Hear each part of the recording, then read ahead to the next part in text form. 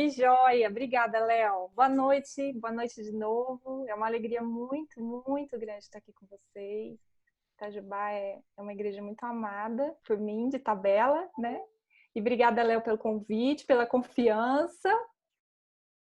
E eu quero dizer que eu estou mesmo muito feliz de compartilhar com vocês um pouco do que eu tenho aprendido, né? E eu fiquei tão feliz que você falou que Eliel falou sobre filha amada de Deus, quer dizer que Eliel falou sobre a nossa identidade em Cristo. Então, pronto, metade da minha fala já está entregue. Muito bom, porque a gente vai usar muito disso que ele ensinou para vocês aqui hoje. Amanhã, eu queria que todo mundo liberasse o microfone, eu sei que vai ficar uma bagunça agora no início, depois eu vou pedir para vocês fecharem de novo, tá bom? Só para vocês participarem aqui comigo. Amanhã é dia dos namorados.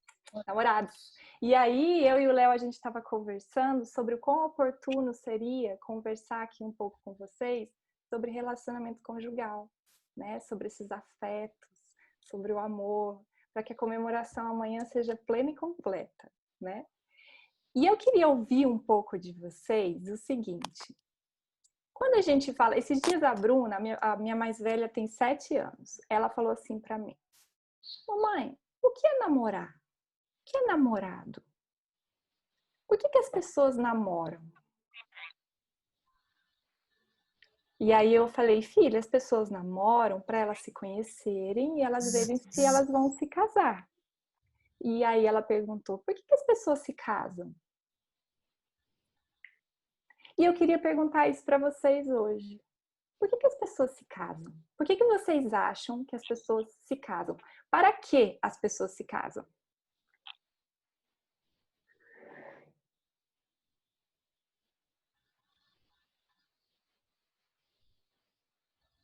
Ah, não vale falar no mudo. Vamos liberar esses microfones e pensar alto e junto. Vamos lá. Por que as pessoas se casam? Quando o pastor vai fazer lá o sermão do casamento, qual que é a orientação que ele dá para os casais?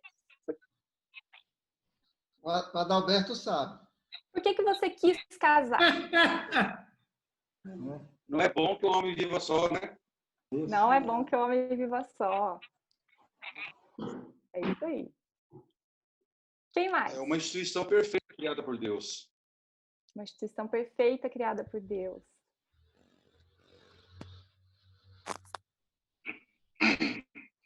Por que as pessoas se casam? É interessante, né? Porque é uma pergunta tão simples, mas ela tem uma resposta bem complexa, né? Para glorificar ao Senhor. Para glorificar ao Senhor. Ótimo. Por que vocês acham que as pessoas...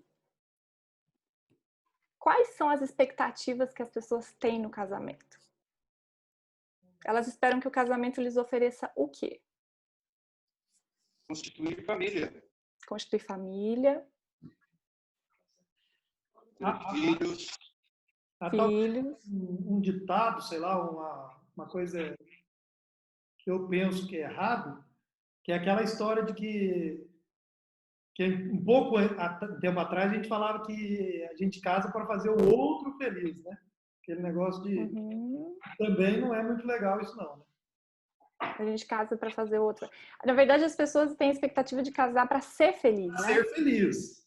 Mas no meio cristão a gente tem esse jargãozinho de falar que tá casando para fazer o outro, injustamente para fazer o outro feliz.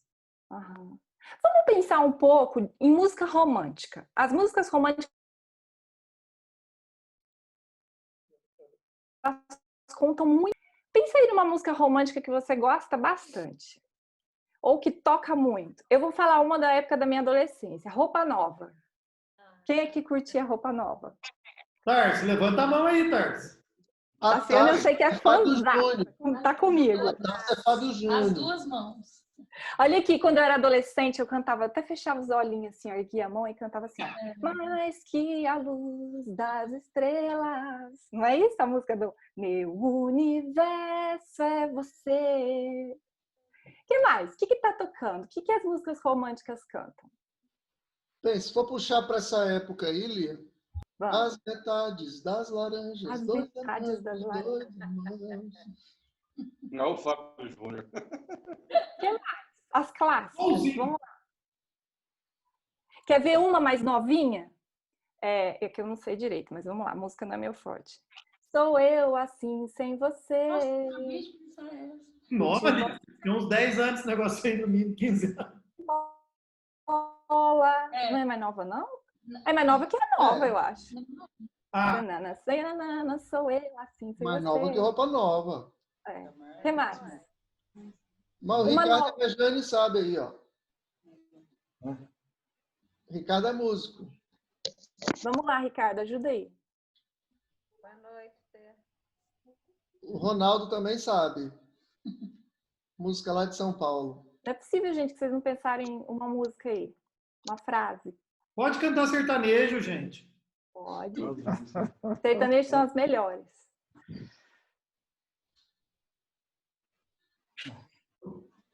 Quer ver uma? Uma que é mais nova, que é a do Claudinho Bochecha. Essa é nova, Léo. Fala assim, ó. Quando eu estiver triste, subitamente se afaste. Essa é mais nova, né, Léo?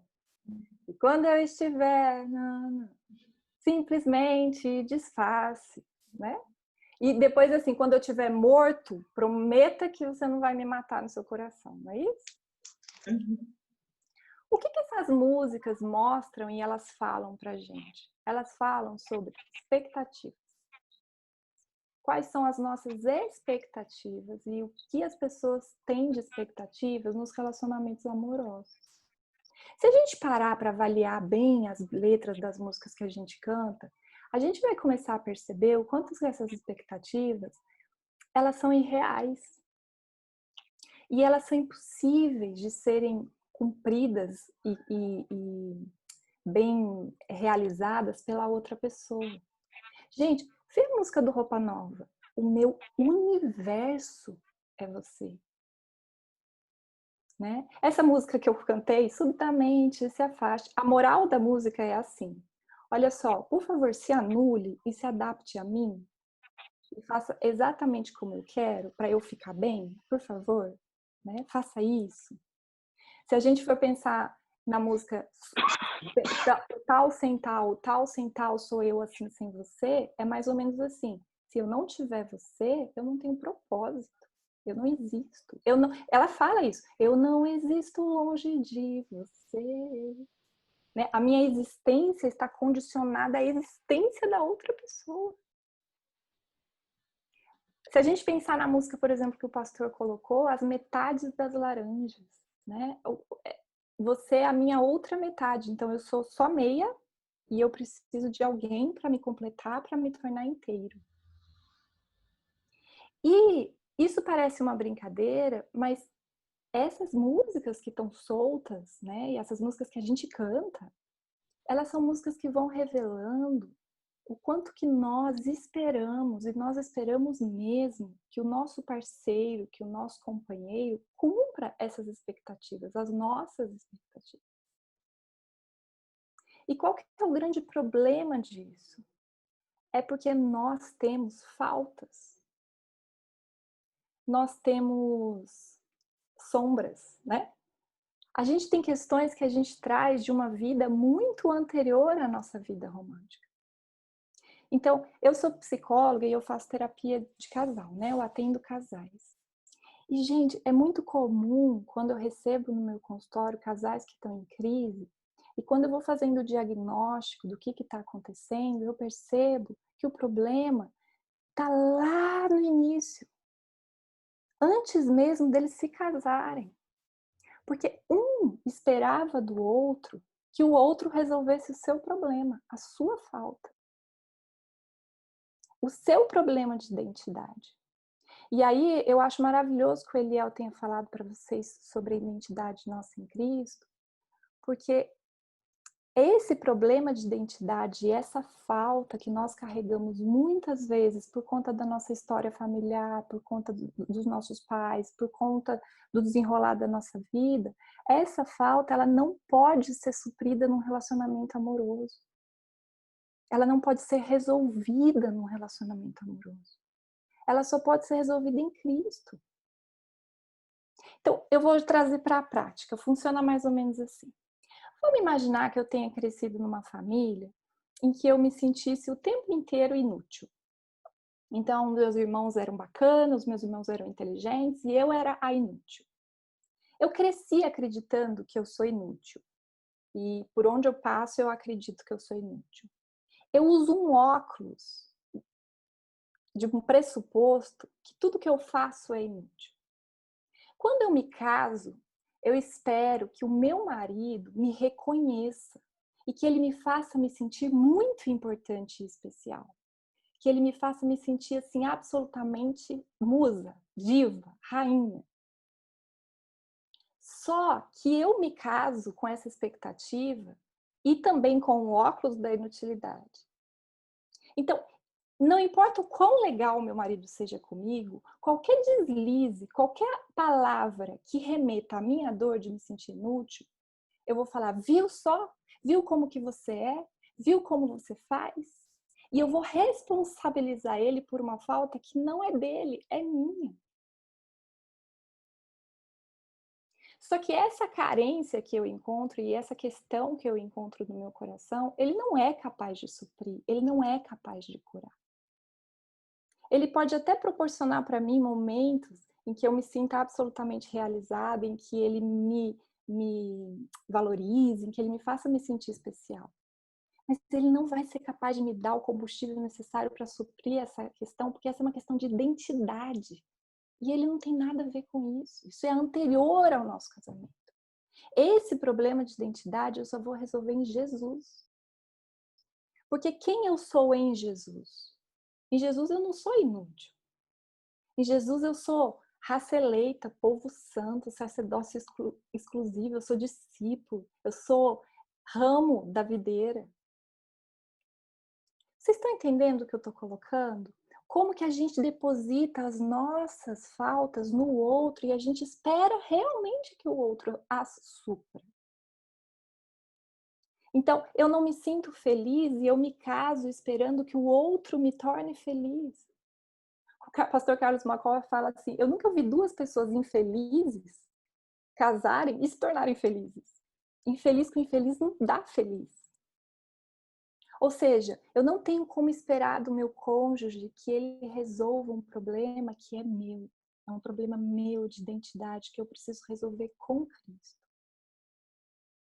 E por mais que a gente tenha respostas bonitas sobre os motivos pelos quais a gente se casa, a verdade é que a gente transfere para a nossa relação afetiva muitas das nossas carências. E por que a gente faz isso? Porque o nosso marido, a nossa esposa, é a pessoa mais próxima da gente. É a pessoa que está ali com a gente todo dia, toda hora. E é com quem a gente, de fato, vai conviver mais. Então, é muito natural que a gente projete nessa pessoa as nossas faltas e os nossos buracos, sabe? É muito natural que a gente espere que ele resolva os nossos problemas. Mas nós não nos casamos com Deus. E o outro não tem como resolver em nós um problema que a gente só vai poder resolver em Cristo. Então, eu queria convidar vocês para a gente abrir a Bíblia e pensar um pouco biblicamente por que a gente se casa e qual que é o motivo, qual que é a razão que Deus falou. Não é bom que o homem esteja só, eu vou fazer uma companheira para ele. Por que Deus pensou em criar Eva? Por que Deus fez isso? E qual é a expectativa real que a gente deve ter sobre um casamento? Vamos abrir a Bíblia em Gênesis. A gente vai ler primeiro Gênesis 1, os versículos 26, 27 e 28. Eu posso compartilhar a tela? Ai, que chique, claro. Cada um coloca aí do lado, na hora da exibição, exibir lado a lado, tá? Para vocês continuarem vendo a Lia, tá bom? Muito Pronto. Bom. Então, Gênesis 1, 26, 27 e 28.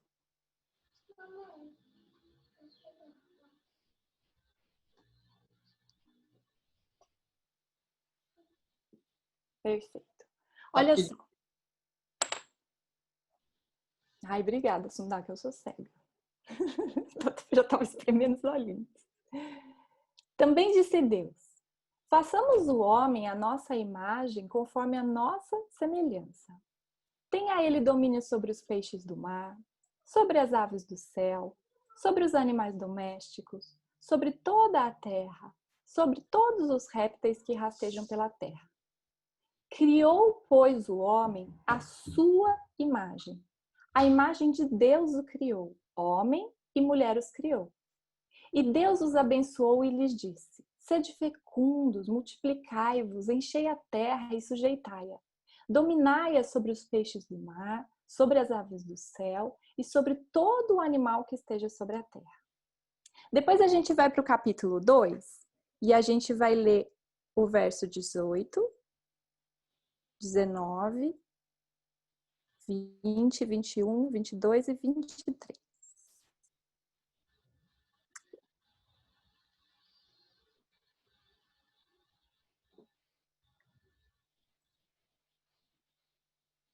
Disse mais o Senhor Deus: não é bom que o homem esteja só. Far-lhe-ei uma auxiliadora que lhe seja idônea. Havendo, pois, o Senhor Deus formado da terra todos os animais do campo e todas as aves do céu, trouxe-os ao homem para ver como este a chamaria. E o nome que o homem desse a todos os seres viventes, esse seria o nome deles. Deu o homem a todos os animais domésticos, às aves do céu e a todos os animais selváticos. Para o homem, todavia, não se achava uma auxiliadora que lhe fosse idônea. Então o Senhor fez cair pesado sono sobre o homem, e esse adormeceu. Tomou uma das suas costelas e fechou o lugar com carne. E a costela que o Senhor Deus tornara ao homem, transformou-a numa mulher e lhe a trouxe. E disse o homem: esta, afinal, é osso dos meus ossos e carne da minha carne. Chamar-se-á varoa, por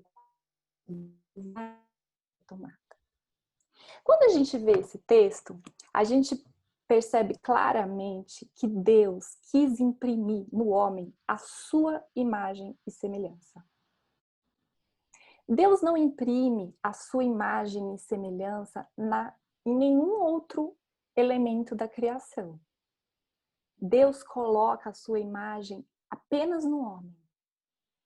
E quando ele cria o homem e percebe que ele está ali refletindo a sua própria imagem, ele percebe que esse homem não pode ficar sozinho. Por que que o homem não pode ficar sozinho? Porque os atributos de Deus, eles só podem ser revelados na relação. A imagem e a semelhança de Deus, os atributos de quem Deus é, eles só podem ser revelados no relacionamento com o outro. Qual é o fruto do Espírito? Qual é? Amor, bondade, mansidão, longanimidade, domínio próprio, não é verdade? Esses não são os atributos de Deus, o fruto do Espírito? Com quem que eu manifesto amor, bondade, mansidão, domínio próprio, longanimidade? É com o outro. Eu só consigo manifestar isso na relação. Logo, como que esse homem ficaria só, sem alguém para com quem se relacionar? Ele não teria como manifestar a imagem de Deus, a imagem que Deus imprimiu nele. Então ele precisava de alguém para se relacionar. E é tão interessante que quando Deus cria uma auxiliadora, ele cria a Eva, esse termo auxiliadora na Bíblia é o termo execnego, que significa sem o qual não. Então, significa que o homem não poderia existir, ele não poderia estar e ele não poderia manifestar a imagem de Deus de uma forma visível se ele não se relacionasse com alguém que fosse igual a ele. E então Deus cria Eva. E esse entendimento traz para a gente o motivo principal pelo qual a gente se casa. A gente se casa para poder manifestar ao mundo a imagem de Deus. É para a gente poder mostrar ao mundo a imagem e semelhança de Deus impressa em nós, na nossa relação para o outro. A gente traz de um modo material, visível e prático para o mundo atributos invisíveis de um Deus invisível. A gente traz Deus para a Terra como representante de sua própria imagem. Então, o motivo pelo qual Deus resolve criar Eva é para que o homem não ficasse sozinho. E para que ele não deixasse de se relacionar e de imprimir essa imagem de Deus na relação. Entende? Então, se a minha tarefa, se o meu papel, se eu existo para manifestar a imagem para refletir a imagem de Deus impressa em mim, porque Deus me criou a sua imagem e semelhança, a todo momento em que eu demonstrar Deus por meio da minha vida, eu trago o reino de Deus. Agora, quando eu me caso com alguém que, de igual modo, deseja manifestar a imagem de Deus no mundo, nós podemos, então, juntos, na nossa relação, na nossa família, manifestar a glória de Deus. Quem falou que casar era glorificar a Deus? É exatamente isso. Eu me caso para tornar Deus visível. Sabe o que isso significa? Isso significa que quando alguém olhar para você se relacionando com o seu marido, que quando alguém olhar para você se relacionando com a sua esposa, ele precisa ver Deus. Isso significa que quando alguém entrar na sua casa e ver você e sua esposa, você e seu marido tratando os seus filhos, ele precisa ver Deus. Porque nós nos casamos para isso. E aí, quando eu entendo que a minha expectativa enquanto casar é ter alguém ao meu lado, é ter um companheiro para que ele me ajude a trazer Deus para a terra de modo visível, isso muda tudo. Porque as minhas expectativas em relação a ele não tem mais a ver com suprir as minhas faltas e nem suprir meus problemas de identidade, mas tem a ver com caminhar comigo, caminhar ao meu lado, para que juntos a gente consiga cumprir aquilo que Deus espera de nós, que é manifestar a sua glória aqui na Terra. E eu não sei para vocês, mas quando eu entendi isso, isso mudou tudo. Porque eu tiro do outro a responsabilidade de me fazer inteiro, a responsabilidade de me fazer feliz, e eu vejo o outro agora como um companheiro de vida, de caminhada. Deus dá uma tarefa para eles. Olha, juntos vocês vão dominar a terra. Né? Juntos vocês vão administrar tudo isso que eu estou dando para vocês. E aí entra o segundo problema, geralmente, dos casais, que é o seguinte: essa tarefa precisa ser realizada conjuntamente. E nesse junto, é muito comum encontrar competição entre os casais. Os casais começam a competir de quem faz bem, de quem faz melhor. E também é muito comum a gente encontrar um apenas comprometido e o outro remando sozinho o barco. E não tem como numa relação um apenas remar. Muito menos como um competir com o outro para ver quem é melhor. Quem dá mais conta? Quem sabe mais? Quem tá certo? Os casais discutem muito sobre quem tá certo, quem tá com a razão. E casamento não é sobre isso. Casamento não é sobre estar certo. Casamento é sobre refletir Deus. E a pergunta que eu quero deixar hoje é: o que você... E aí eu quero pedir para você tirar os olhos do seu cônjuge. O que você precisa levar para o altar de Jesus? O que você precisa de transformação? O que o seu coração precisa ser transformado? Para que o seu relacionamento mostre Deus. Para que o seu relacionamento reflita a imagem de Deus.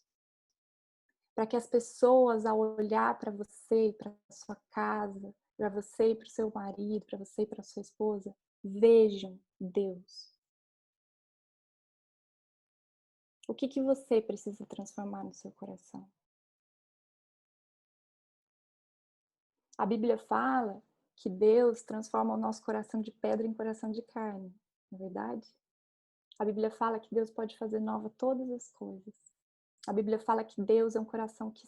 Deus é aquele que sara o nosso coração. É aquele que é a nossa fonte de alegria, de esperança, a nossa fonte de amor. Isso significa que tudo aquilo que você precisa receber para transformar o seu coração, você já tem. Que tudo aquilo que você precisa para você mudar a sua postura e trazer Deus visível para a terra, você já tem. Porque a perfeição já habita em você, Jesus está no seu coração. E Ele tem tudo o que você precisa, tudo o que você necessita. Então, o meu desafio a vocês hoje, a nós, né, é que a gente possa identificar quais são as nossas faltas, quais são as questões do nosso coração que precisam ser trabalhadas. E tirar essa expectativa do nosso cônjuge, tirar isso do ombro do outro, tirar essa responsabilidade do outro e assumir o meu 50% de responsabilidade nessa história. O que eu preciso fazer para que Deus se torne visível na minha relação. É claro, meus queridos, que a gente não vai conseguir manifestar Deus 100% do tempo, o tempo inteiro, né? De forma perfeita. Porque nós somos seres em transformação, em santificação, em processo de santificação. Né? Deus não espera de nós essa perfeição. Deus não quer de nós essa perfeição. Mas nós precisamos buscar isso, buscar essa transformação, buscar isso em Deus, para que a gente encontre nele a nossa referência, né? E sabendo qual é o propósito de nós estarmos juntos, isso nos leva para um caminho seguro. Que Deus nos abençoe.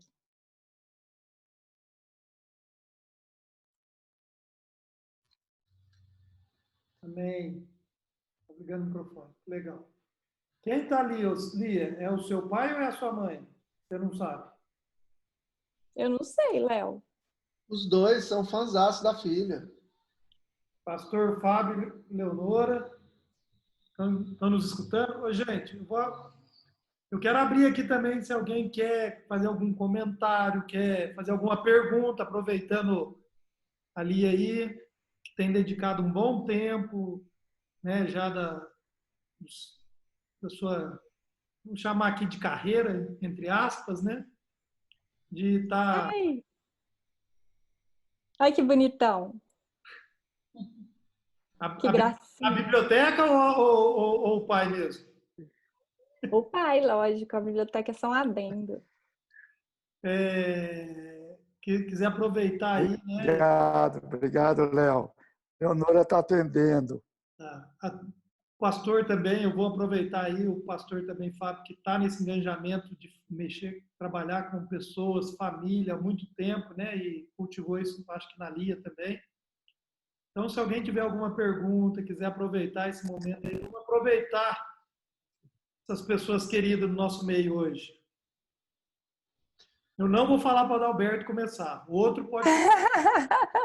Adalberto, eu tô vendo que implica uma beça com você, hein, Adalberto? Vamos combinar, hein? Já viu como ele é amado, né? Ele é muito nosso amado. É porque eu falo pouco, por isso. Ah, entendi. Cadê Gente, a Silvia, Valdemir? Vou quebrar gelo da turma. ligar o microfone. A Silvia está escutando, Valdemir? Ah, o Ronaldo lá. Lia, eu gostei muito da explanação que você fez aí, a definição, acho que é essa mesmo, de Deus ter criado a mulher, o homem e a mulher, para eles refletirem a glória de Deus através do relacionamento. Só que em relação ao que comentamos no começo aí, sobre as músicas, as letras das músicas, realmente elas demonstram algo que a gente é praticamente inatingível, né? Acho que eles usam muito a licença poética mais para impactar mesmo do que realmente uma realidade ali. E eu acho que isso aí deveria ser realmente mais estimulado dentro do ambiente cristão, que o foco principal realmente é a busca da glória de Deus, né? A própria Bíblia diz que quer que a gente faça qualquer coisa, tudo seja para a glória de Deus, né? Para glorificar a Deus, né? Mas aí, somente para casais que estão iniciando agora ou estão passando por conflito, eu acho que deveria realmente estimular bastante esse tipo de comentário que você fez aí, você levantou bastante aí essa... Acho que é difícil até a gente ouvir isso em algum sermão. Eu achei interessante. É difícil a gente ouvir algum sermão dessa forma, né? Que realmente é bem ressaltado sobre o fato da mulher ser uma auxiliadora, tal, o homem cuidar da esposa como Cristo cuida da igreja, mas essa fala realmente de usar o relacionamento para glorificar a Deus é algo que deveria ser cultivado mais nas igrejas, mais em encontros de casais, mais em próprios sermões de casamento também. E o que você acha? Está faltando um pouco disso aí na igreja de uma forma geral?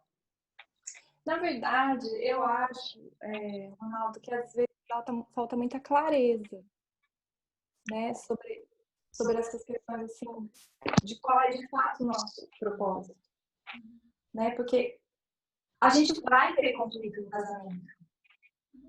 Sabe por que a gente vai ter conflito? Porque a gente vem de famílias diferentes. A gente vem de criações diferentes. A gente tem temperamentos diferentes. A gente tem formas diferentes de sentir o mundo. Então a gente vai ter conflito. Essa utopia de um casamento sem conflitos, isso não existe. A gente vai ter conflitos, certo? A grande questão é como que eu vou administrar esse conflito? Como que eu vou resolver esse conflito? Se eu não tenho em mente que a minha relação é para glorificar a Deus, eu vou querer resolver esse conflito ganhando. Tendo vitória. Provando que eu estou certa. Provando que o meu ponto de vista é o correto. Provando que a minha forma de pensar que é a que deve ser aceita. E aí o casamento vira uma guerra. Entende? Agora, se eu percebo que, o meu objetivo aqui nessa relação não é resolver os meus próprios problemas pessoais, o meu objetivo não é ganhar, o meu objetivo não é estar certo, o meu objetivo não é me sentir a dona da palavra, ou é glorificar a Deus, então como que nós vamos resolver essa situação? É muito importante a gente entender que o sentimento, ele não é pecaminoso.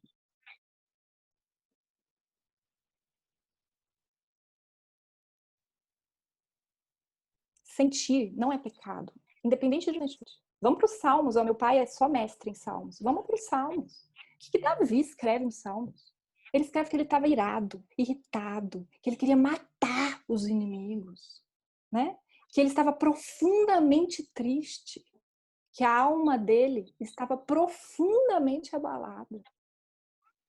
Se você for ler Jeremias, Isaías, se você for ler Jó, quando Jó fala com Deus, né?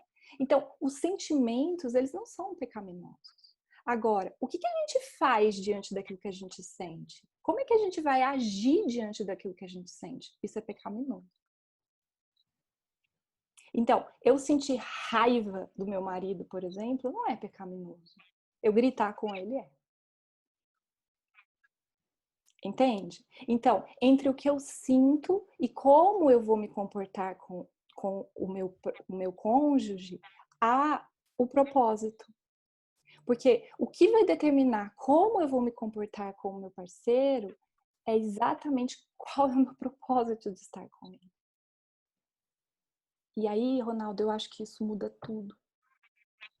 Né? Eu acho que isso traz mesmo muita clareza em termos de como que nós vamos... A gente não está num jogo que é um contra o outro. A gente está num jogo... Aquela história do frescobol e do tênis, né? O Rubem Alves, ele faz esse paralelo. Tem um texto lindo sobre isso na internet.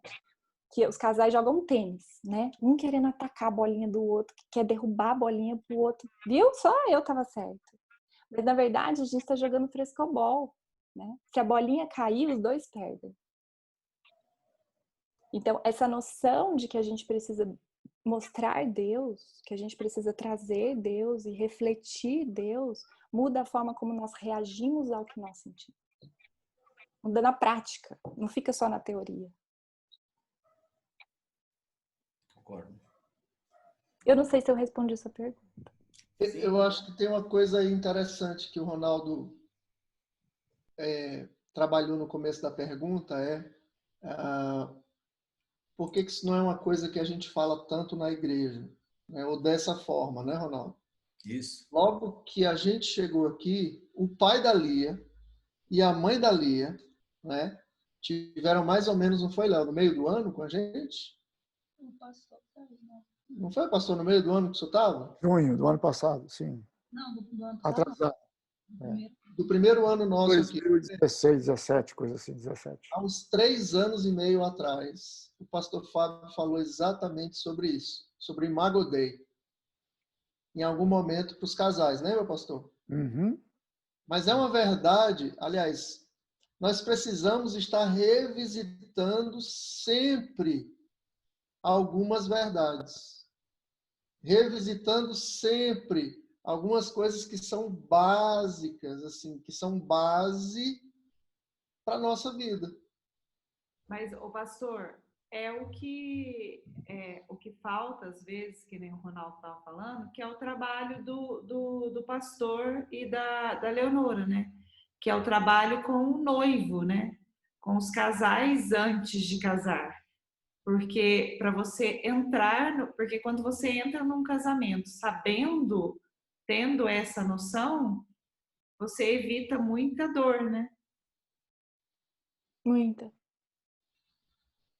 Então, assim, eu acho que que nem o Ronaldo falou, de falar, né, dessa parte, eu acho que o importante também é trabalhar com os futuros casais, né, os que estão ali pertinho do casamento, que aí é onde, como diz, já entra um pouco melhor, né?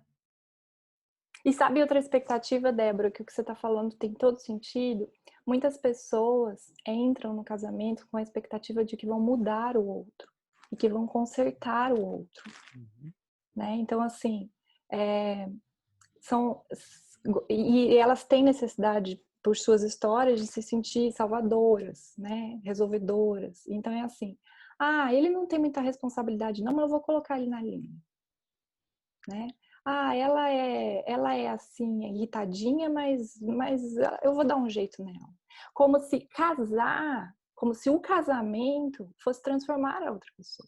E claro que o casamento nos transforma, o contato com o outro nos transforma. Eu me tornei uma pessoa muito melhor depois que eu me casei, por influência do Marcelo, né? Ele me ajudou em vários aspectos importantes em que eu era falha. Mas ele me ajudou porque nós estávamos caminhando junto, não porque isso era a responsabilidade dele de resolver. Né? Então, quando você casa, eu me lembro uma história, e o meu pai está aqui para confirmar, eu me lembro uma história de um casal que estava fazendo curso de noivos nesse material que eles criaram, e meus pais estavam aconselhando esse casal. E eu não sei nem se você se lembra, faz muitos anos isso. E aí, o meu pai e minha mãe falaram assim para ela: fulana, presta atenção, esse aqui é o fulano. Ele não vai mudar. Você lembra disso? Conta, pá. Muito, muito. Ele não vai mudar. A ideia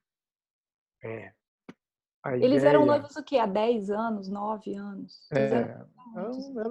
Há muito tempo. Namoraram muitos anos e ficaram noivos um tempo também. Estavam com apartamento pronto para se casarem. Mas havia mais conflito do que o normal. Acho que foram 7 anos de namoro e 3 de noivado. E eles estavam no curso. E num atendimento exclusivo, é isso aí. A expectativa, que a Lia falou, a sua expectativa não vai mudá-lo. E dizemos para ele, a sua expectativa não vai mudá-la. Você tem uma expectativa que ela mude. Então, tá. Então, diga para nós o modelo de mulher que você gostaria que ela fosse. E ela fez. Não tinha nada a ver com o outro. Eu disse, e o que vocês estão dispostos a abrir mão? Não, daqui de nada. Então, não tem casamento. E aí, terminaram o casamento e casaram-se com outras pessoas. Terminaram. Né? Porque não há garantias que ele vai mudar, que ela vai mudar. E se eles tivessem se casado, eles teriam se separado. Eles não estavam dispostos também a abrir mão. né? Então, esse trabalho é muito importante mesmo, Débora. Você tem muita razão, né? Essa prevenção, né? Mas deixa eu aproveitar aqui, falando de expectativas, a ideia, a esposa do Billy Graham disse certa vez que quando no casamento não há briga, a gente nunca briga, nunca brigamos, nunca. É preciso observar para saber se não tem um morto na relação. Uhum. O que significa? Que não revela o que ela sente. Ou então ela não tem liberdade, seja homem ou mulher, de revelar o que sente. Porque acha que o outro não vai dar conta se ele se revelar. E aí o relacionamento vai, mas parece que é só um, como a Lia disse. Às vezes é só um que quer fazer refletir a imagem do Deus invisível. Então, é muito importante que esse aspecto de revelar-se, deixar o outro saber a respeito do seu sentimento. Então, isso, a princípio, parece, isso aqui vai ser uma loucura. E se o outro souber, então, isso aqui não vai dar certo. Então, é possível que não dê certo, apesar de estarem juntos. Então, essa questão da expectativa, como a Lia colocou, ela é fundamental. Ela é um fundamento no relacionamento. Outra coisa que isso muda, Ronaldo, quando a gente tem essa noção, é que quando eu vou ser assertivo para com o outro, eu vou me colocar, né? Eu estou num conflito, e aí eu vou lá me colocar, eu não jogo mais sobre o outro a responsabilidade pelo que está acontecendo, eu falo de mim. Eu terminei minha palavra falando assim, veja o que você precisa mudar, né? Então, muitas vezes eu falei para o Marcelo, amor, eu vou te falar uma coisa, e eu não estou falando que você está errado. Mas eu quero que você saiba como que isso me atinge e como que eu me sinto. Eu falo de mim. Né? Eu me sinto desrespeitada quando você faz isso, ou eu me sinto... Ou, positivamente também, eu me sinto amada, eu me sinto... Entende? Então, assim, eu falo de como que eu estou nessa história. Eu tiro do outro a responsabilidade de ser quem resolve a situação. Eu me responsabilizo por isso. E isso muda tudo. Porque quando eu começo uma conversa falando por que você é isso, por que você é aquilo, por que você é aquilo outro, o que o outro vai fazer? Ele vai se armar, porque nós estamos numa guerra. Agora, quando eu vou para essa conversa me abrindo e falando de mim, é provável que o outro possa se abrir para me escutar. E aí eu também preciso estar aberta para escutá-lo. E aí sim a gente pode ter um diálogo. Um diálogo muitas vezes conflituoso, mas um diálogo em que um fala e o outro escuta, né? E não só que dois se defendem. Então essa perspectiva muda também a forma como a gente resolve os nossos conflitos.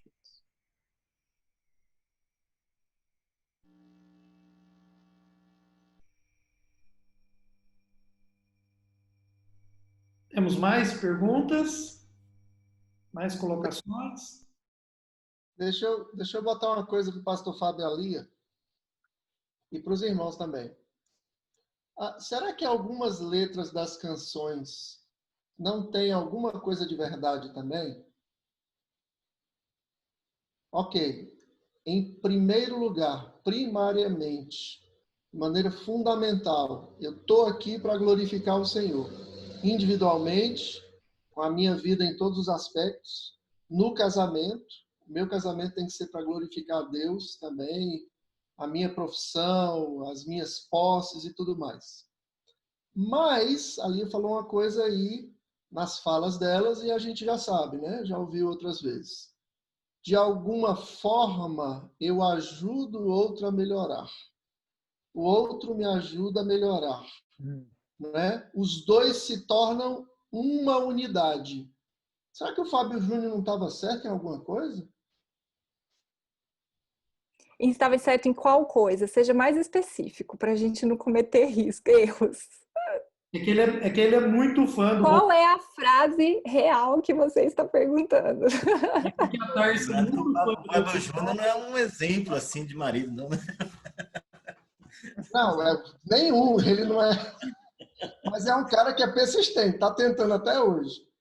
Mas a questão completar. um não ajuda o outro a melhorar, um não ajuda o outro também nessa caminhada de crescer segundo a imagem de Cristo, então há alguma verdade, há alguma coisa aí também nos poetas. Na verdade, quer falar primeiro, Pá? Essa é a teologia da criação, né, Sundar? Deus fez a pessoa inteira. Não existe pessoa pela metade. Então, não tem como.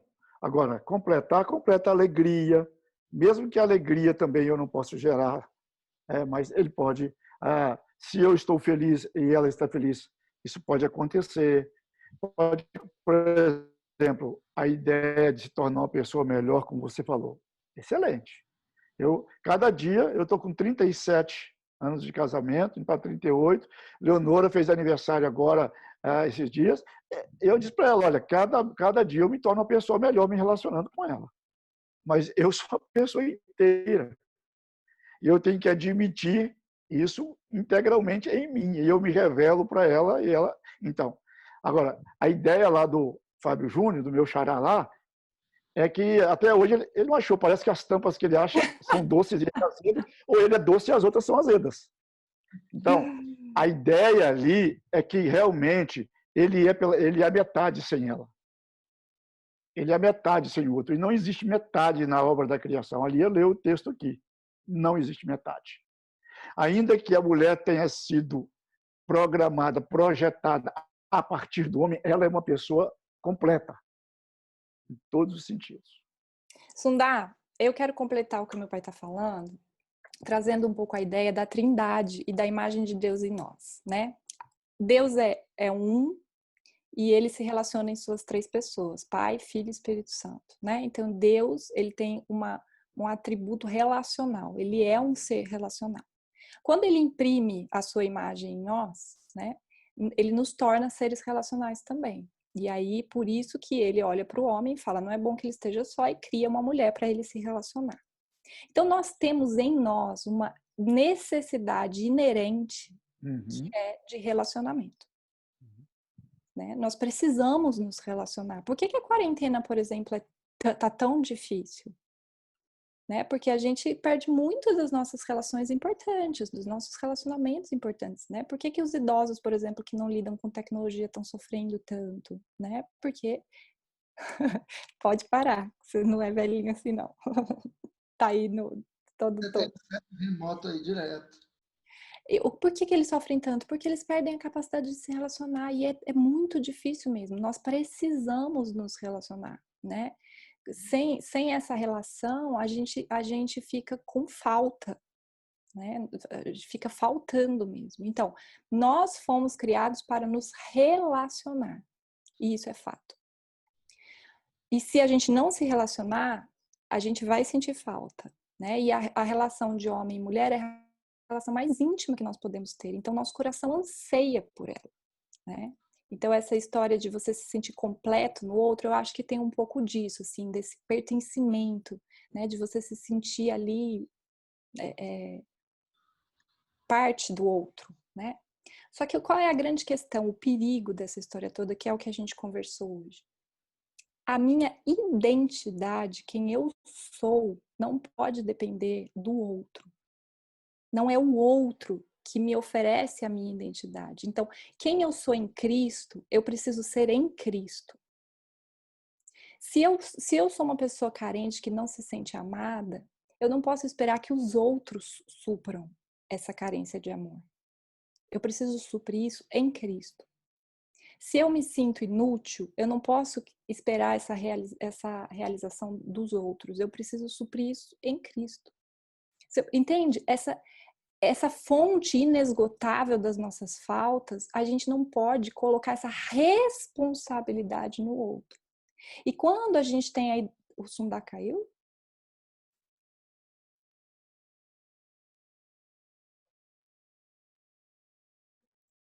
Eu acho que o pastor caiu, né? Caiu. Caiu. Foi muito pesada a pedra na cabeça. O pastor Fábio pegou muito pesado.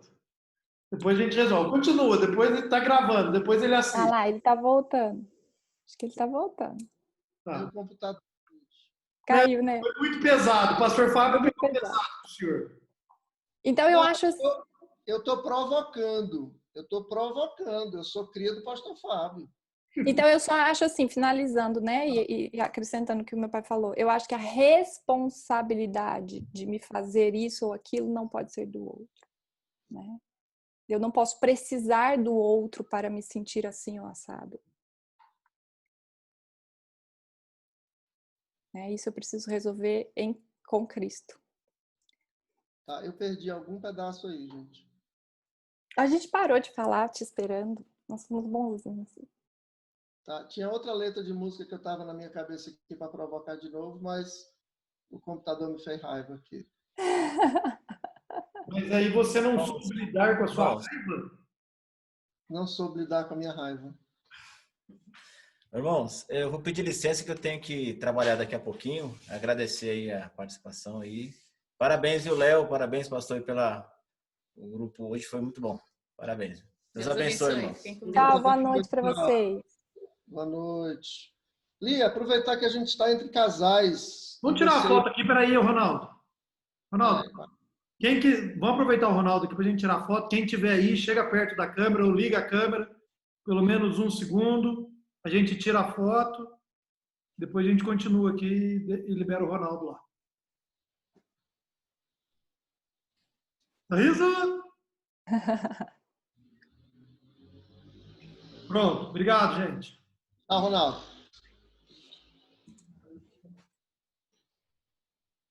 Pode continuar, pastor.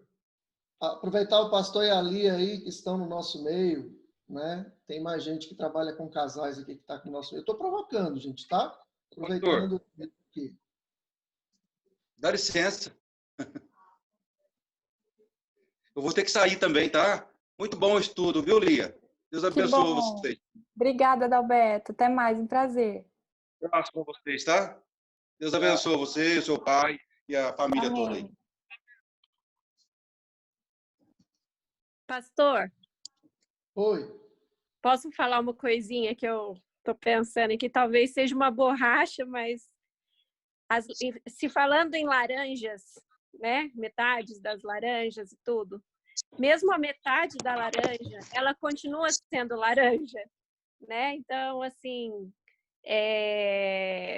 pensando que a gente continua sendo, que a nossa identidade em Cristo não depende mesmo do outro, que mesmo que a gente estiver sozinho, a gente continua sendo a laranja, eu continuo, eu tenho o meu valor, eu sei quem eu sou em Cristo, isso não muda se estiver faltando a outra metade, né?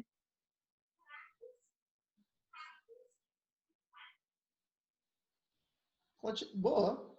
Foi boa. Continua sendo laranja.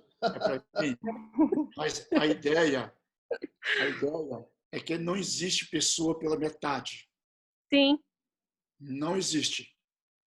Ela pode ter... a essência nossa é humana. Somos exatamente humanos como o outro. Então, não tem metade. Não existe a tampa da panela.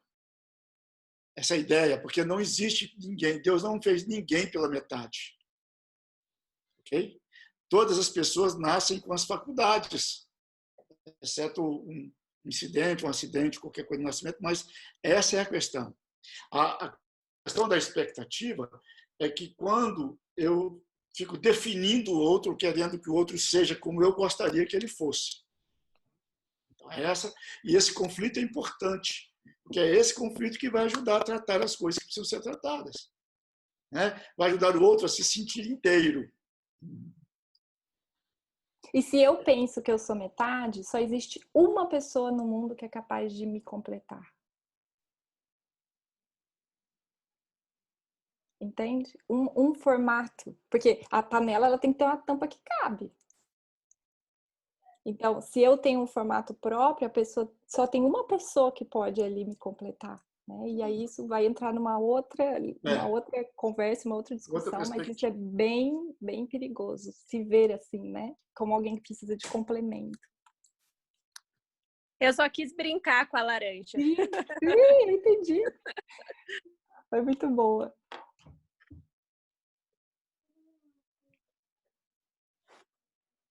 Eu acho que o pastor caiu de novo. Ele ia me fazer alguma coisa. Ele está aqui. Não, mas ele está travado. Olha lá. Olha lá, caiu de novo. Acontece com o Eu vou computador dele. esperar ele porque eu acho que ele quer cutucar de novo alguma O que outra. acontece, Léo? É bom, é bom. Ele está com algum problema no computador dele. O computador dele está dando uma pane hoje. Aí tá reiniciando direto. Ele falou isso cedo. Mas ele consegue voltar rápido. Me parece, pelo que ele contou antes de você entrar. Ele atrasou um pouquinho hoje para entrar porque aconteceu isso. E aí ele está voltando, volta aberto, tudo do mesmo jeito que parou. Que barato. Ah lá, voltou. Parece que o Sundar tá sentado na mesma estante que você, pá. Ele é tão fã do pastor Fábio que ele copiou a estante da igreja. Inveja, tá? Não é fã, é inveja. É cria, é discípulo. Pastor Sundar, continue a sua pergunta. Nós enrolamos enquanto você estava viajando na maionese aí. Você estava no além. Vocês estão entendendo que eu estou só provocando, né? Para a gente. Continue a provocação. A gente está esperando. Estamos esperando a sua provocação. Tá bom? Foi boa a saída da Suzy. Legal. Salvou você. Meu computador talvez caia de novo, tá? Eu não sei o que está acontecendo. Pergunta logo, então. E ligando, né? Aproveitar que estamos perto do Dia dos Namorados, estamos falando sobre casais, relacionamentos, e nós temos 2 irmãos aqui que trabalham muito com isso, né? O pai e a filha, né? E tem mais gente aqui no grupo também que trabalha com casais que talvez possa contribuir e ajudar, né? O Silas e a Cleusa, também tem o Ricardo ali, né? Pastor e Lia, quais assim os grandes vilões dos relacionamentos? Né? Além da identidade que você trabalhou hoje, somos inteiros em Jesus, a nossa satisfação tem que estar em Jesus, nós somos criados para refletir a imagem de Deus. Quais são os outros grandes vilões dos relacionamentos? O primeirão eu acho que é a expectativa. Okay. Né? Que foi o que eu trouxe hoje. Expectativa eu acho que é o top do top. O segundo, vamos lá, para ver se você concorda comigo. Eu acho que é comunicação. Né? Eu acho que comunicação é uma palavra, né, muito chave em relação a isso, porque eu acho que os casais têm muita dificuldade de se comunicar de forma assertiva, né? E de se fazer entendidos. Então, eu acho que esses 2, assim, são vilões que abrangem muitas outras questões, né? Especificamente para os missionários e pastores, a nossa observação é que família de origem seria o terceiro vilão. A história que a pessoa traz, e há muitos aspectos que naturalmente insistem em ser repetidos. Então, é a repetição daquilo que aprendeu na família de origem, ou como viu, ou de valorizar, achar que aquela é a maneira certa. Então, quando eu falo família de origem, é o que cada um leva para o casamento que recebeu naturalmente na família onde foi criado. E aí, a diversidade é enorme, né? Mas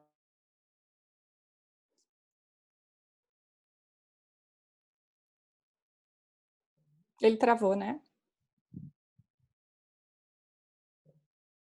Voltou. Esse é um vilão e tanto, viu? E qual é o grande problema da família de origem, né? Complementando, que você entende que a forma como você foi criada é a forma correta, né? Então, você quer que o outro veja o mundo como você vê e que ele caminhe o que você está caminhando. E muitas vezes os casais brigam em cima do que é certo e do que é errado. E, na verdade, não existe certo e errado, né? São só culturas familiares diferentes. Né? E isso traz muitos conflitos. E aí, eu não sei se você quer que eu fale sobre eles. Eu entrei pelo celular agora, me rendi ao celular. Eu não sei se você quer só que a gente cite os tópicos ou você quer que a gente explique cada um, se não dá. Eu acho que mais dá só uma pincelada rápida, acho que já está de bom tamanho. Tá. Deixa eu só voltar para a comunicação, porque eu acho que isso é bem importante. Qual que é o grande problema que eu acredito na comunicação, tanto nos nossos relacionamentos afetivos, quanto nas nossas relações em geral? É porque a gente transita entre dois extremos. A comunicação que é passiva e aquela que é agressiva, né? Então, é aquela comunicação daquele que sempre cede, sabe aquele, tá bom, amor, tá ótimo, tá bom, né? Então é aquele que encerra o assunto cedendo e que ele é passivo, é o morto, né? Não tem discussão porque alguém tá morto, é o morto. E o agressivo, né? Que é aquele que agride, que fala, que joga na cara, que pede satisfação, né? E a gente acredita, de uma forma inconsciente, que só existem essas duas possibilidades de se comunicar. Ou você é passivo ou você é agressivo, né? E existe um caminho do meio que é a assertividade. O que é a assertividade? É a capacidade que você tem de ser honesto e de expressar o que você está sentindo, sem agredir o outro, sem desrespeitar o outro, mas também sem te desrespeitar, ou seja, sem deixar para lá, porque esse lá não existe, né? Então é a capacidade que você tem de falar sobre o que você está sentindo sem acusar a outra pessoa e sendo honesto com você também, dizendo exatamente aquilo que você está sentindo, sem tentar amenizar as coisas para o outro não ficar chateado ou amenizar as coisas para o outro não se sentir assim assado. Então, é a capacidade de expressar com clareza e com respeito, esse caminho do meio, né? Então, e existe uma outra forma de se comunicar também, que é a passiva-agressiva. É aquela pessoa que aguenta, passiva, mas quando explode, né, é um poço de agressividade. E a pessoa fala, gente, de onde veio isso? Né? Veio de tanta passividade. Então, encontrar esse equilíbrio, encontrar esse caminho do meio é muito importante na comunicação entre os casais. E o segundo ponto da comunicação, pastor, é acreditar que existe o óbvio. O óbvio. Gente, mas é óbvio que eu tô precisando de ajuda. É óbvio para quem? Né? É óbvio que você tinha que ter feito isso. É óbvio para quem? Né? Então, quando os casais ficam baseados no óbvio, na esperança de que o outro leia a sua mente, para você tá óbvio, para você tá claro, mas para o outro não tá claro. Mas então eu tenho que dizer? Tem que dizer. Com todas as letras. Né? Então, esses acordos entre os casais que desconsideram o óbvio. Então, assim, amor, olha só, vamos dar um exemplo. Todas as vezes que eu estiver cozinhando, eu quero sua ajuda com as crianças, porque eles ficam aqui em cima de mim. Então, se você perceber que eu estou cozinhando e as crianças estão na cozinha, você, por favor, os chama, porque eu gostaria de poder fazer. Entende? Esses acordos, esses combinados. Não supor que aquilo é óbvio, porque o óbvio não existe. O que é óbvio para mim não é óbvio. Não é.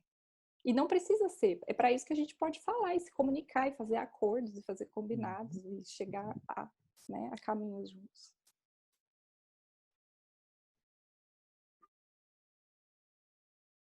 A gente se pega uma bobeira muitas vezes mesmo com isso, né? Hoje mesmo, acabou o almoço aqui, a Débora falou assim para mim, vamos no supermercado? Aí eu falei assim, no Unisul tá isso, isso e isso. Aí ela fala assim para mim, aonde que é o Unisul? Gente, isso para mim é a morte. Eu falei para ela assim, eu me recuso a responder onde é o Unisul. É óbvio que você não... Como assim? É óbvio, você não sabe qual é o supermercado que é o Unisul? E aí, de repente, disso poderia ter gerado uma... Aí eu virei para ele e falei assim, olha, se fosse um marido carinhoso, responderia pela 1000ª vez qual que é a rede, qual o supermercado que é da rede Unisul. Aí ele ficou sem graça e falou assim, é o Pilar e o Padre Nicolau. Então nós vamos ver. É exatamente isso, não é óbvio. E se fosse, ela não estaria perguntando. É lógico, ele acha que eu vou lembrar dessas bobeiras. Sei lá.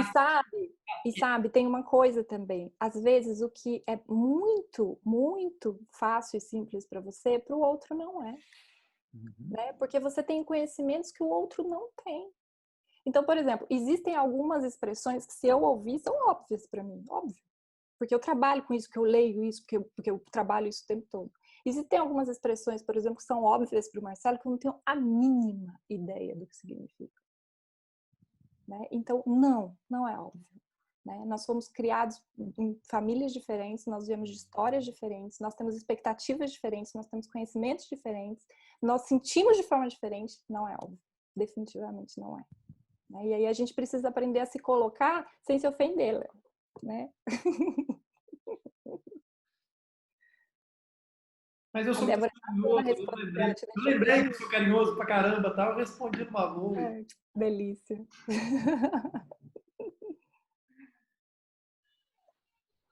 Provoca aí. E aí, em relação às famílias de origem, que é o terceiro ponto, eu acho que o mais importante é a gente entender que quase todos os aspectos pelos quais a gente discute, não existe certo e errado.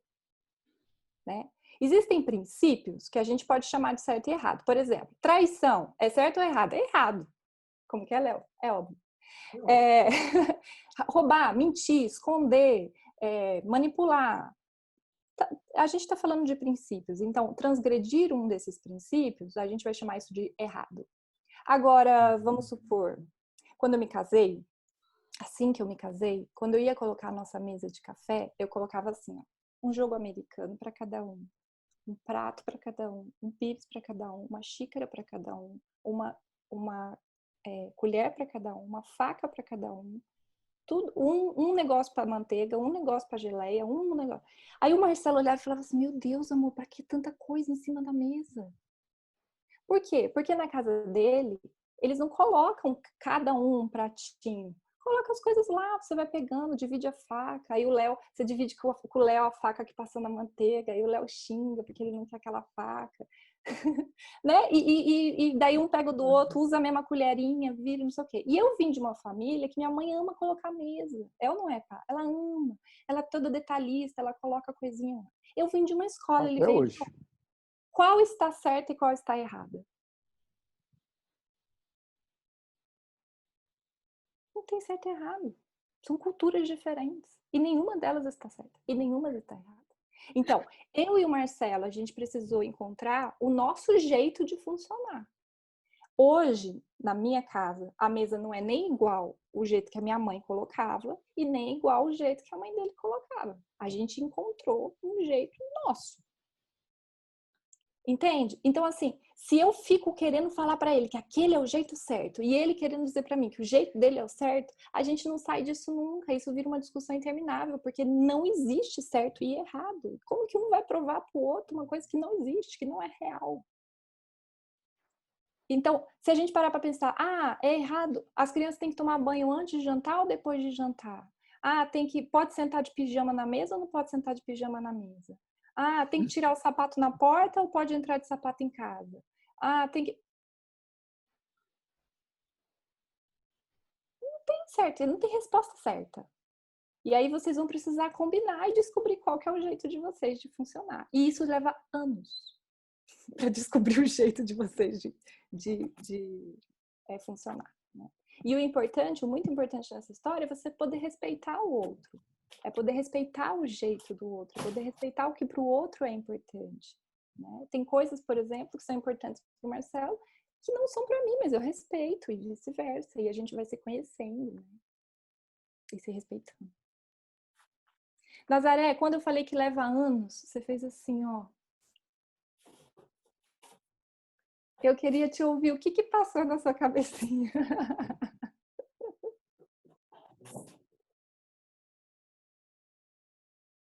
Tá mudo. Tá sem áudio, dona A gente não tá ouvindo você. Só apertar no microfone vermelhinho, dona Nazaré. Mais uma vez, só toque. Léo, tenta ativar daí. Será que o Léo consegue dar microfone para ela? Eu acho que não. Não, eu só peço para ela ativar. Eu já pedi. A senhora dá um toquezinho, dona Nazaré.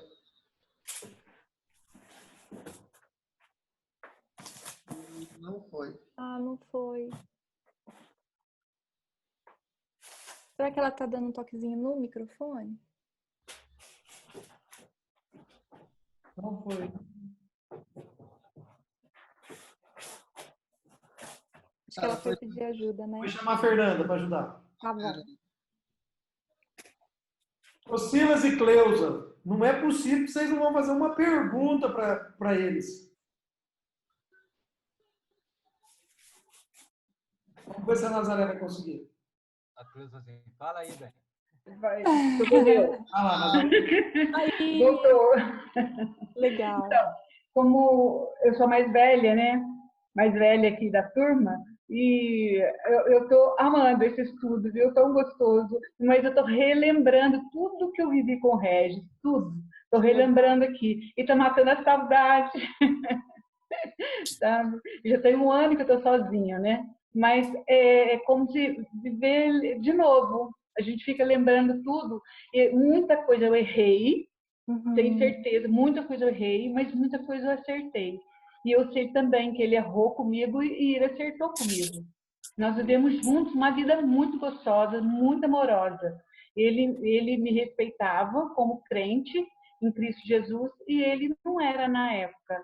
Mas aí, com o tempo, graças a Deus, Deus salvou o Regis e ele morreu cristão. E eu estou assim, sabe, amando esse estudo. Tudo que você está falando, eu vivi tudo isso, sabe? E hoje eu aconselho vocês assim, o que é mais importante?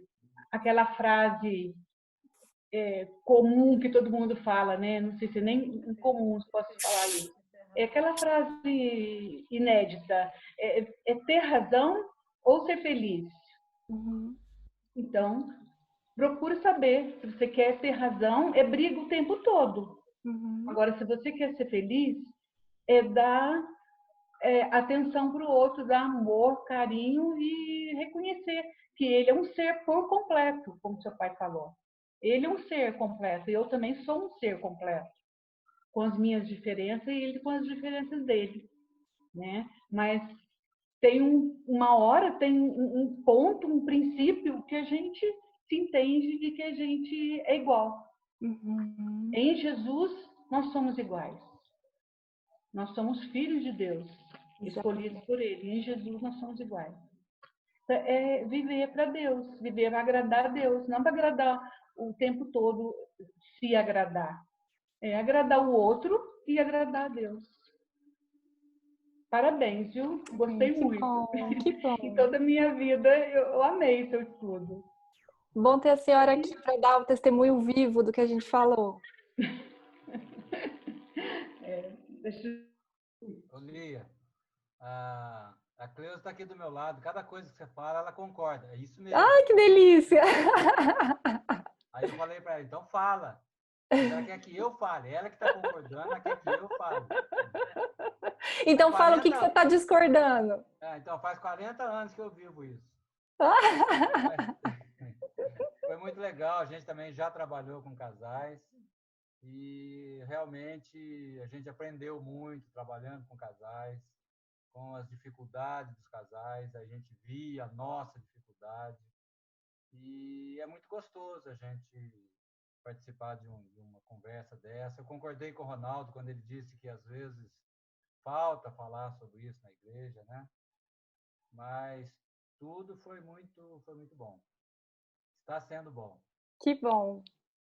Quase todos os problemas dos casais é a falta de relacionamento, a falta de comunicação mesmo.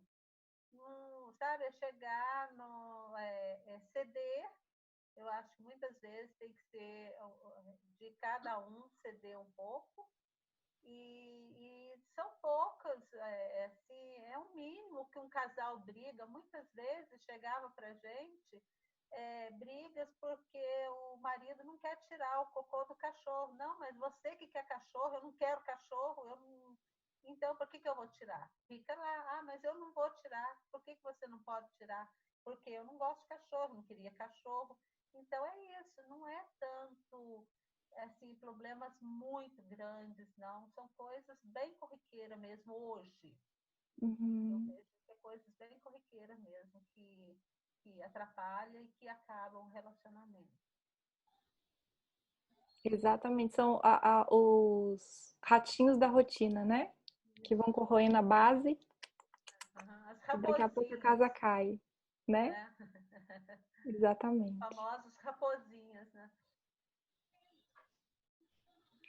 Ô, Sundar, pastor, eu queria deixar mais um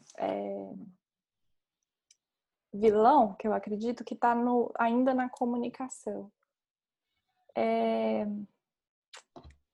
Muitas vezes, entre os casais, é comum não haver espaço para colocar sentimentos. Porque quando um coloca como está se sentindo, o outro, geralmente, ou às vezes, né, acusa. Ou vem com soluções, né? Ou se sente atacado por aqueles sentimentos. Então, assim, puxa, eu tô me sentindo tão triste, assim, parece que a mulher falando com o marido, vamos supor, ai, não sei, parece assim, nossa, que eu tô tão triste, que nada tá bom. Aí vem o marido e fala assim, eu não sei por que você se sente assim, pensa bem, sua vida é mó boa, eu tenho um trabalho super bom, você tem até ajuda em casa, os nossos filhos, e começa a desvalorizar tudo aquilo que a mulher está falando, né? Como assim?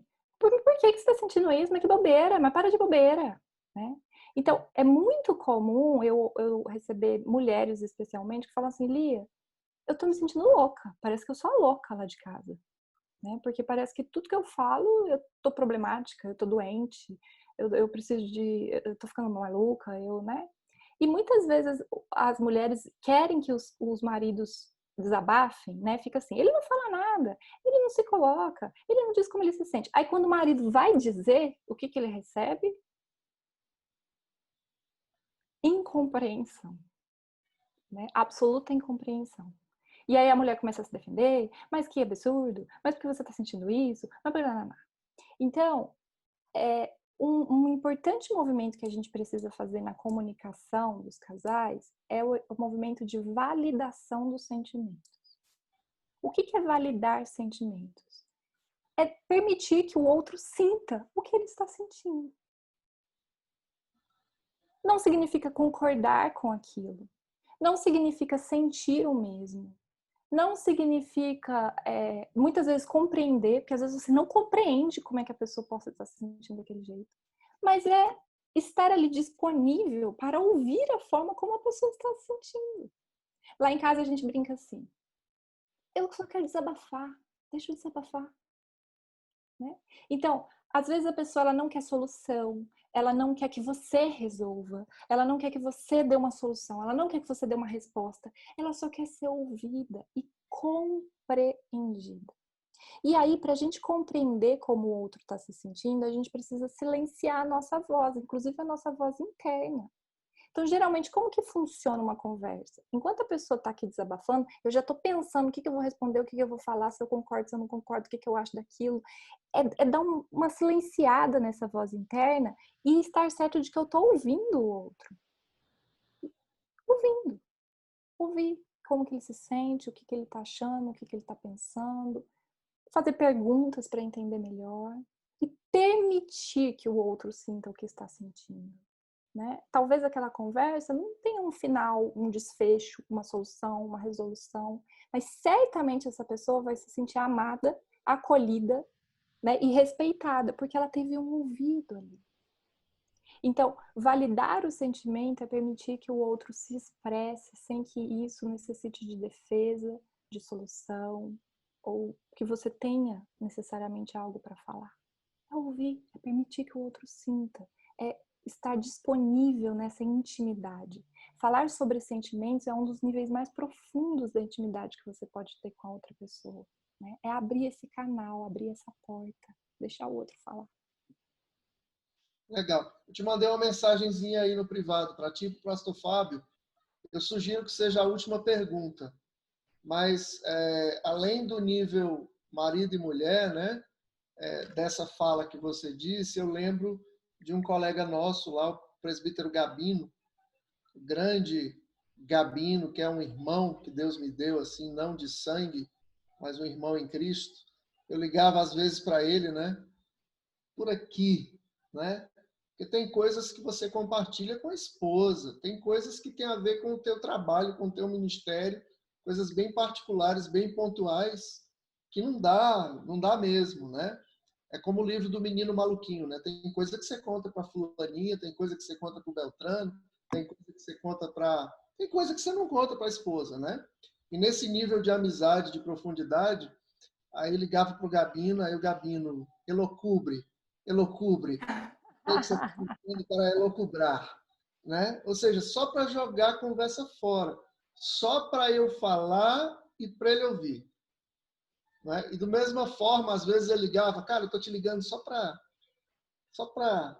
você ouvir, só para jogar a conversa fora. Né? E isso é muito importante, que a Lia falou agora. Lia, tu pegou a última pergunta? Pegou? Não, eu não recebi. Eu passei no privado aí tá bom. do Zoom. Eu peguei meu celular. Para terminar, em famílias de origem, né? A pergunta que eu fiz para vocês é o seguinte, sobre a questão da ingerência do sogro e da sogra, que pode ser também um cunhado folgado. É um problema também. O que é que vocês têm para falar para a gente disso aí? Olha, a questão... De sogra eu posso falar. De sogra pode falar, né, Marcelo? Cadê? Mas não apareceu, amor? Aparece aí o videozinho. Não. De sogra eu posso falar, de sogra. Marcelo, fala pra gente, então. Não. Marcelo tá de pijama. Por isso que ele tá no preto. Ó, eu tenho muito a falar sobre sogro e sogra, mas eu acho que seria prudente permitir que meu pai fale, certo? Vamos a Gênesis. Deixa, pois, o homem, seu pai e sua mãe, se une a sua mulher e se torna uma só carne. Isso é teologia, eu vou deixar o pastor falar, tá bom? É porque está dentro do Famílias de Origem, né? Totalmente. Eu lembro, pastor, de um casal lá em Fortaleza, que eu e a Tassiana íamos toda quarta-feira fazer discipulado na casa deles. E a sogra morava no 3º andar e ela morava no 5º. A porta da casa dela era aberta, dentro de um apartamento. E a porta da sogra, da mãe dela, né, no caso a sogra dele, era aberta também. E a gente começou o discipulado e começou a perceber essa influência muito grande e nociva da sogra no relacionamento conjugal. E aí a gente foi caminhando. Aí fizemos um exercício prático com eles, né? Primeira coisa que a gente quer que vocês façam nessa semana é começar a fechar a porta. Começar a fechar a porta do apartamento. Para quando ela precisar vir aqui, ela bater na porta ou tocar a campainha. Né? Aí, a partir daí, fomos trabalhando outras coisas. Vai lá, pastor. Pastor, o senhor está igual a Nazaré, está mutado. Não estou mais, né? Não. Tá. Os meus exemplos são muito bons. Por exemplo, o meu pai gosta de ter a chave da casa de todos os filhos. Porém, ele nunca, eu não conheço história nenhuma no meio dos nossos irmãos, eu não tenho, Leonora, nada, e que ele tenha feito algum tipo de intervenção ou de interferência no relacionamento dos filhos. Aquilo para ele é só para dar segurança. Ele nunca vai se avisar. Ninguém nunca chega em casa, ele está lá e não avisou que iria. É só uma coisa de segurança. Então, é isso mesmo. Porque não dá para mudar o outro. Então, o casal tentar mudar o pai e a mãe não vai conseguir. Então, é melhor o casal colocar os limites para que o outro saiba, ó, aquilo ali foi um limite que ele colocou. E às vezes vai haver uma contradição, vai haver lá um contraditório. Porque eu sou sua mãe, eu sou seu pai. Ok. Aí a história é simples. A história é simples. Então, quem que tem que colocar? Se eu estou me sentindo invadido, quem é que tem que colocar limite? Quem é que tem que ter uma atitude? É quem está se sentindo invadido. O outro não vai colocar. E aí, isso vai provocar uma conversa. E a conversa é o seguinte: se é o sogro do homem, a sogra do homem, o homem dizer, ô minha sogra, qualquer hora a senhora vai chegar e entrar aqui dentro de casa, vai me achar nu aqui dentro de casa, como é que eu vou fazer? Então, minha sogra, eu tenho que fechar a porta. Se for o contrário, isso não é uma brincadeira, isso é um fato. Isso é um fato. Então, por exemplo, nós ajudamos muitos missionários que moram em grupo, em casas. Moram em grupo. O quarto deles é o único lugar sagrado que existe. Então, ninguém pode entrar lá, ninguém, só os dois. Nem de brincadeira.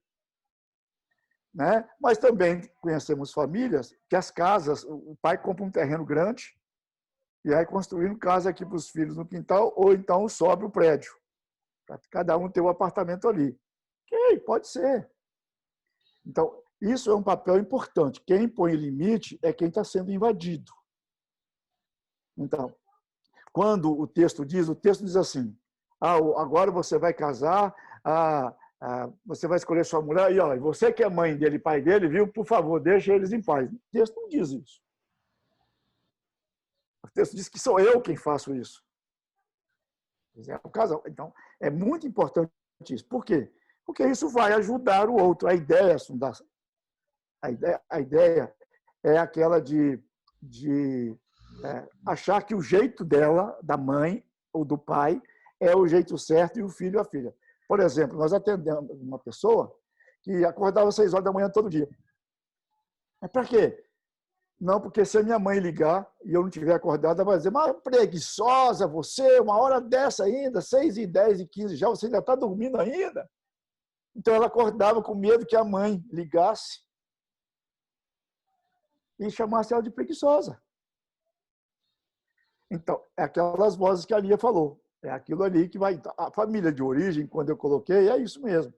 Então, tem invasões, sim. Isso acontece. Então, eu e a Eleonora temos aprendido que nós primeiro aprendemos a ser marido e mulher. Depois aprendemos a ser pais. Depois aprendemos a ser pai de adolescente, pai de adulto, depois pai de gente casada. Agora estamos aprendendo a ser pai de gente casada é sogro e sogra, né? Aprendendo a ser avô. Vamos continuar aprendendo. Tem um monte de coisa que está vindo por aí ainda que a gente não sabe. Depois vai aprender a ser avô de adolescente, depois vai aprender a ser avô de adulto. Eu espero que... Entendeu? Então, esse processo... Agora, quem tem que colocar isso é quem está se sentindo invadido. É o casal. E aí, para o outro não sentir que está agredindo o pai ou a mãe dele, eles têm que acertar isso. A sua ideia foi excelente. A primeira coisa que vocês vão fazer é fechar a porta. Quando quiser, bate campainha. Perfeito. A atitude é deles. Eu acho que muitas vezes também um grande problema que acontece com a família de origem é quando um dos dois não se sente invadido e o outro sim. Né? Então, por exemplo, se a minha mãe está invadindo meu relacionamento, para mim tá tudo bem. Não, minha mãe é assim mesmo, tá tranquilo. E aí o meu marido se sente invadido. E aí ele traz esse sentimento, amor, não tá dando.